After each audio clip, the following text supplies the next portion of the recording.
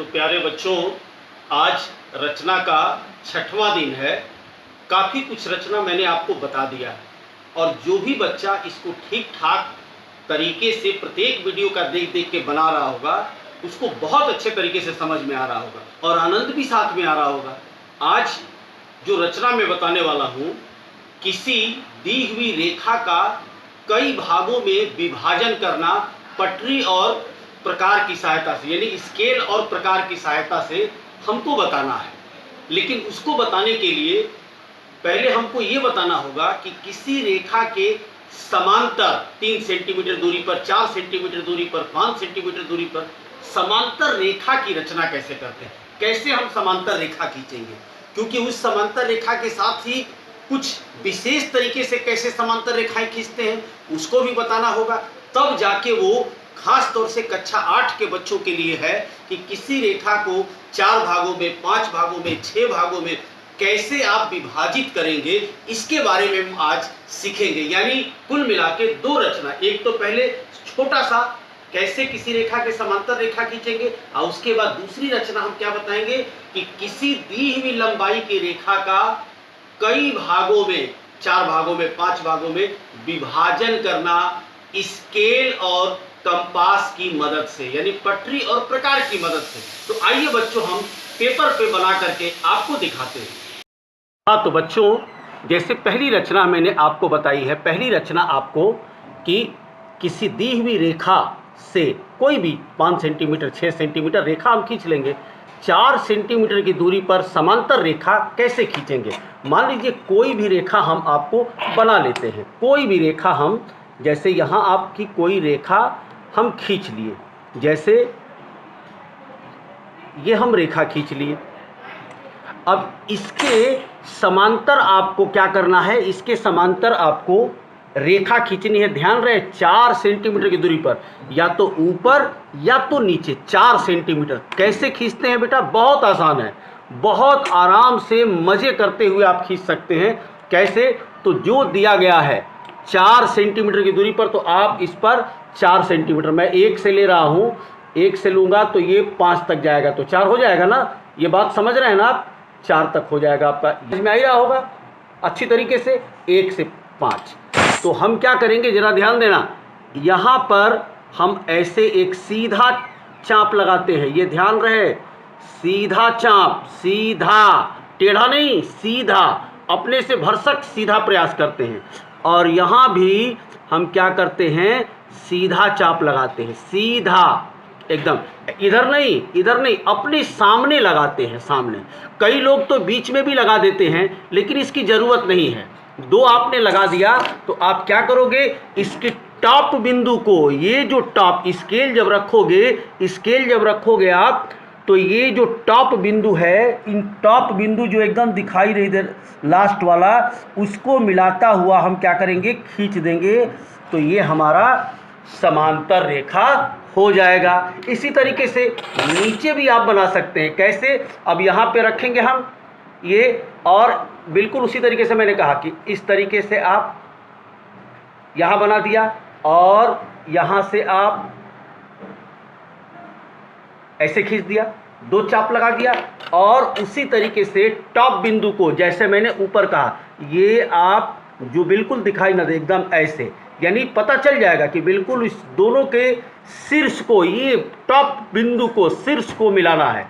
और देखिए ये हम आपके शीर्ष को ऐसे मिला दिए। तो इस रेखा के समांतर ऊपर भी और नीचे भी रेखा हो गई, जिनके बीच की दूरी नाप लीजिए 4 सेंटीमीटर होगी बेटा, एकदम करेक्ट 4 सेंटीमीटर। नीचे भी देखिए ये 4 सेंटीमीटर, कहीं भी आप नापेंगे 4 सेंटीमीटर, 1 2 3 4, ये 4 सेंटीमीटर। और इसका प्रयोग हर जगह होता है, बार बार आपका प्रयोग होता है, इसका आप ध्यान रखिएगा। ये तो सीधी रेखा के समांतर था, और भी कई तरीके हैं किसी विशेष रेखा के समांतर कैसे रेखा कोई खींचते हैं, उसकी जरूरत इस दूसरी रचना में पड़ेगी। ये रचना क्या है, ये रचना है कि किसी दी हुई 8 सेंटीमीटर रेखा को 5 बराबर भागों में पटरी प्रकार की सहायता से विभाजित करना है, बांटना है। तो 8 सेंटीमीटर की रेखा हम खींच लेते हैं। रचना के लिए मैंने 8 सेंटीमीटर की ये रेखा आपको खींच दी, 8 सेंटीमीटर। अब इसको बेटा 5 भागों में विभाजित करना है, 5 भागों में। तो करते क्या है, मान लो ये ए है और ये आपका बी है। अब इसको 5 भागों में विभाजित करना है तो ऊपर या नीचे न्यून कोण बनाती हुई कोई रेखा खींचना है। न्यून कोण का मतलब होता है 90 अंश से छोटा। अब न्यून कोण में चाहे 20 अंश, 30 अंश, 40 अंश, 50 अंश, 90 से छोटा कोई भी ले सकते हैं, लेकिन ऐसा होना चाहिए कि नहीं कि एकदम इतना बड़ा ले ले, आराम से, न ज़्यादा बड़ा हो न ज़्यादा छोटा हो। ये न्यून कोण हो गया आपका। ये मैंने एक रेखा आपका खींच दिया, ये रेखा नहीं बल्कि इसको किरण कहेंगे। ये आपने खींच दिया। क्या ध्यान रखना है, जिस रेखा का विभाजन करना है उसकी एक छोर से आप यहां से ले चाहे यहां से ले, चाहे नीचे न्यून कोण बनाए या ऊपर बनाए, दोनों बात एक ही है, दोनों बात एक ही है, कोई दिक्कत नहीं होगा। तो ये आप किरण खींच दिया। अब कितने भागों में विभाजित करना है, तो प्रश्न में मैंने कितना दिया था, 5 भागों में विभाजित करना है, 5 भागों में, 5 भागों में, 5 भागों में विभाजित करना है, इसको विभाजित करना है। तो क्या करेंगे, एक सिंपल सा चाप, आप न ज़्यादा छोटा हो न ज़्यादा बड़ा हो, आप एक आसानी से कितना हो ले सकते हैं, जितनी इच्छा हो ले सकते हैं, लेकिन आकार ऐसा हो कि आसानी से हम चाप लगा सके। तो एक सामान्य ये हमने ले लिया। अब देखिए क्या करेंगे, 5 बराबर भागों में, तो यहाँ से हम क्या करेंगे, 5 बराबर चाप लगा देंगे। ये एक हो गया, एक, फिर यहाँ से 2, फिर ये 3 बराबर चाप, वही 4 और ये 5, ये 5 चाप लग गया बराबर, सब बराबर होगा। और यहाँ पर मान लो हमने लिख दिया C। अब क्या करेंगे, इस 5वें चाप के अंतिम बिंदु C को B से बेटा मिला देंगे। एकदम खेल खेल में इसको पढ़ो, तो ये आप इसको आसानी से मिला देंगे। ये मिल गया।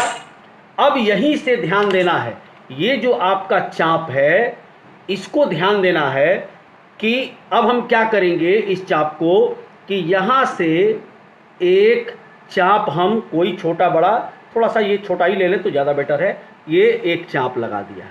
ओके, ये चाप लग गया। और यही चाप सभी जहाँ जहाँ चाप कटा है आप लगा दीजिए, जहाँ जहाँ चाप कटा है वहाँ पे लगा दीजिए।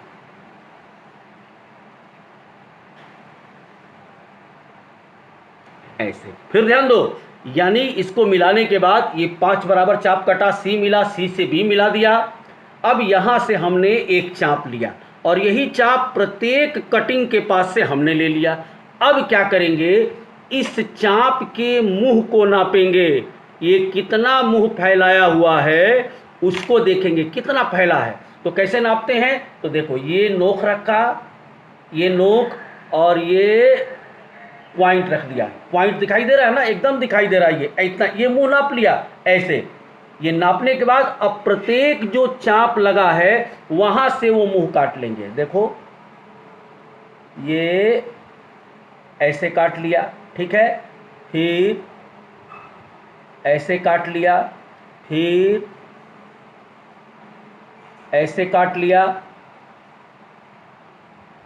और फिर ऐसे काट लिया। ध्यान रहे, यानी यहाँ पर जो आप चाप लगाया, चाप जो पहले लगाया था, ये हम क्या करेंगे, इसके मुंह को नाप लेंगे। आप प्रत्येक चाप के पास उसी बराबर चाप काट लेंगे। काटने के बाद आपका ये पॉइंट सब बन गया, ये पॉइंट बन गया, ये सब पॉइंट बन गया, ठीक ना। अब ध्यान रहे कटिंग कितनी है, ये ध्यान रहे यहाँ से, तो ये पहली कटिंग को पहले कट के साथ, ध्यान रहे, इसको इसके साथ, इसको इसके साथ, ठीक ना, इसको इसके साथ, इसको इसके साथ हम मिलाएंगे। जरा ध्यान दो कैसे, ये आपका पहला चाप है ये, और ये पहली कटिंग, तो इसको हम मिला देंगे ऐसे,